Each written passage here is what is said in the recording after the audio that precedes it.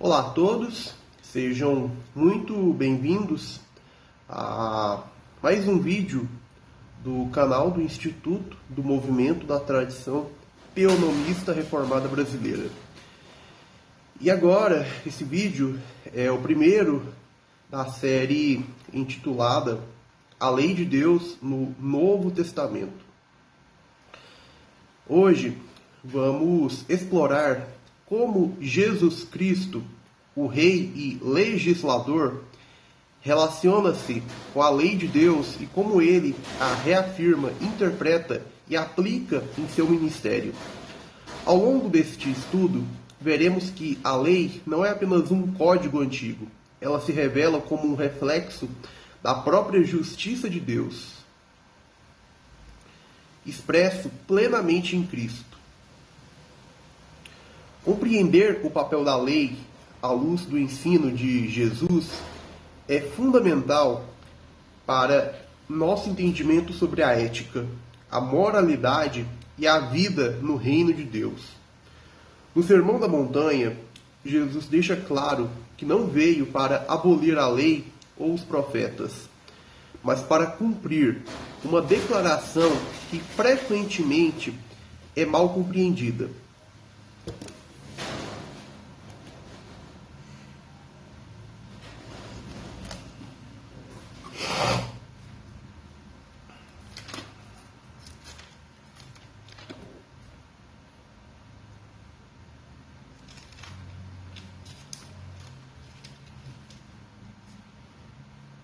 Não cuideis que vim destruir a lei ou os profetas.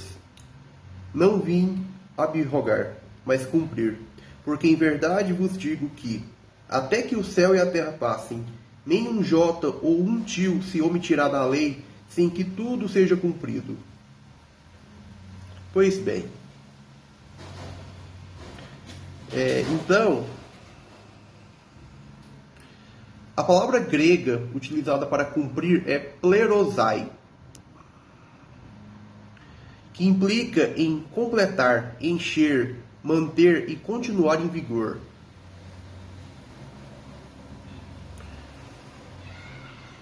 O termo descreve uma ação de preenchimento, onde a lei de Deus não é esvaziada, mas sim aperfeiçoada e aplicada plenamente. Em Efésios e Colossenses, plerosai é usado para descrever como os cristãos são preenchidos com o Espírito Santo e como Cristo preenche o universo com seu poder, sua presença, não é? Demonstrando a ideia de continuidade e permanência. No versículo seguinte, Mateus 5,18, outra palavra grega, genetai, traz a ideia de que a lei deve tornar-se ou acontecer na realidade da vida do mundo até o final dos tempos. Jesus reafirma a perpetuidade da lei, reforçando que nem o menor aspecto dela perderá sua validade, enquanto houver céu e terra. Assim, longe de invalidar a lei, Cristo declara a sua continuidade e reafirma seu valor no governo de Deus sobre todas as coisas, cumprindo seu papel de rei e Messias ao sustentar e dar pleno vigor à lei de Deus para todas as gerações. Stephen Marshall, em seu sermão de 1640, perante a Câmara dos Comuns, declara com força que a palavra de Cristo é o cetro por meio do qual ele governa. A presença da palavra entre um povo é prova de sua submissão ao senhorio de Cristo e da identificação de Cristo com esse povo como seu próprio domínio. Assim como um reino terreno é regido pelas leis de seu príncipe, um povo não pode ser reconhecido como pertencente ao reino de Cristo sem que a pregação da palavra, a vara de seu poder, seja estabelecida entre eles. Aqueles que impedem a disseminação da palavra, portanto, são considerados como os que rejeitam o governo de Cristo sobre si. Segundo Marshall, nenhuma lei humana Segundo ele, nenhuma lei humana, por mais justa que seja, é eficaz sem a ação da palavra de Deus. Contudo, Marshall erroneamente pressupõe que há alguma lei humana justa ou boa, deixando aqui bem claro que nenhuma lei humana é justa ou boa. Toda lei humana é, por definição, injusta, pois nenhuma lei humana é legítima e válida, porque nenhum homem é Deus, e só Deus tem autoridade para conceber, fazer, decretar e impor qualquer lei. Sem o impacto da lei divina, os magistrados não executariam seus deveres, nem o povo obedeceria. Onde a palavra não reina, prevalece a maldade, mas onde o cetro de Cristo governa, até os conflitos mais profundos são reconciliados. O lobo habita com o cordeiro e o leopardo se deita com o cabrito. Somente o governo de Cristo, corações e vidas são transformados. Algo que nenhuma lei humana pode realizar. Esse aspecto de Cristo como rei que julga e purifica seu reino é expresso por João Batista, ao advertir sobre a ira vindoura e o julgamento iminente. João revela que o rei viria para julgar e purificar seu povo, e que a árvore que não desse frutos bons seria cortada e lançada no fogo. Ao ser questionado sobre como viver diante dessa verdade, João orienta o povo a obedecer à lei e a manifestar caridade, ressaltando que a obediência e o amor ao próximo são sinais visíveis da submissão ao reino e governo de Cristo.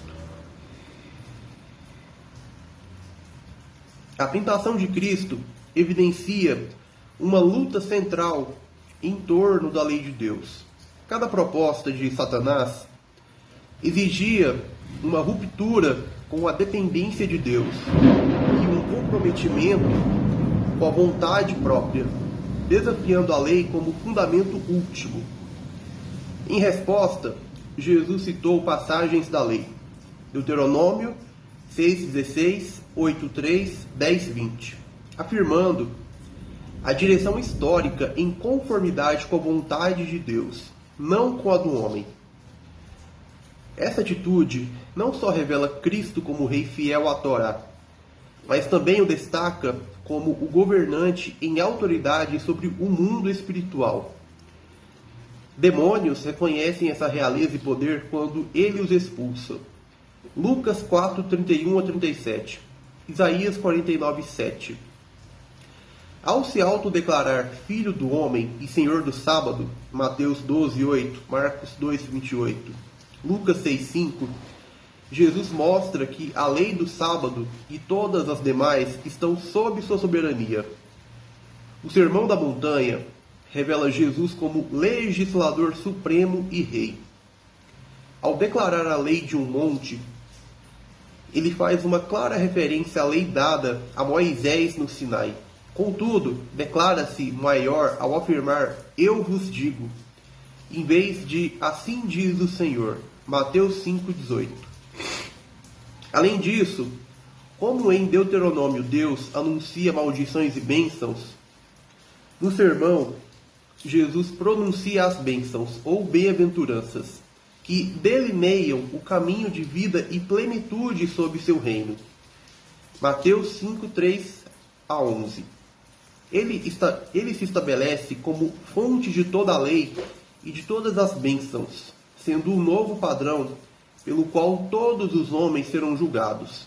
Em Atos 4:12, São Pedro confirma que, debaixo do céu, o nome de Jesus é o único pelo qual há salvação, reafirmando-o como o símbolo da justiça e o centro da lei divina.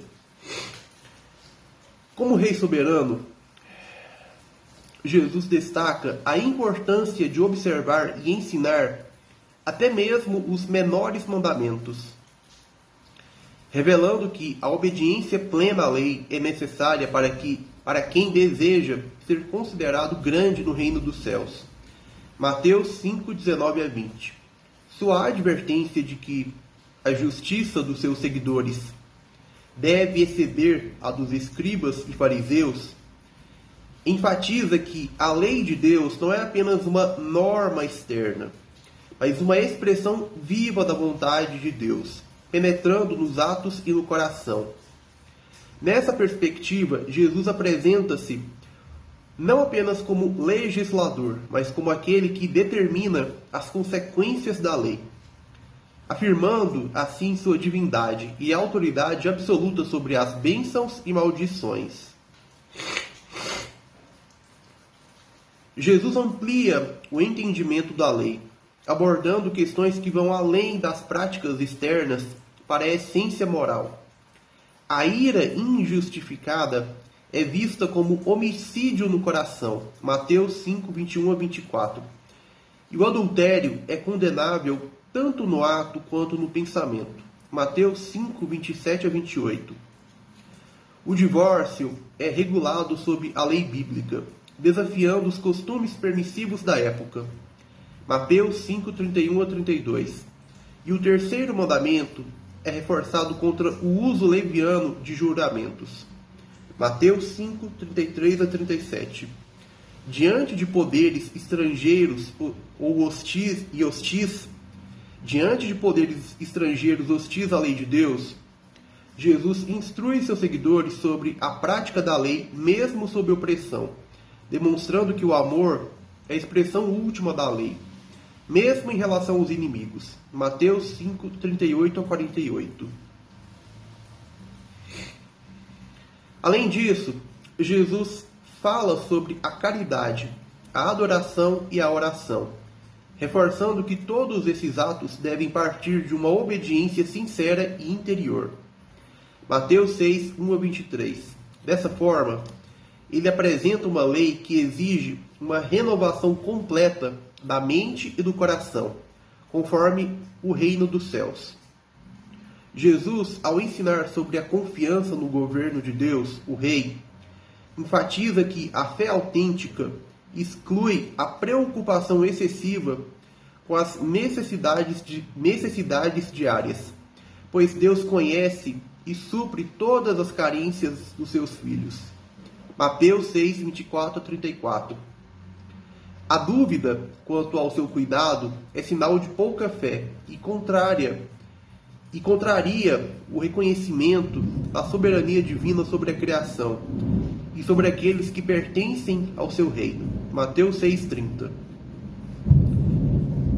Além disso, Jesus adverte sobre os julgamentos baseados em padrões pessoais, estabelecendo a lei de Deus como o único critério válido para a análise de condutas. Mateus 7, 1 a 5.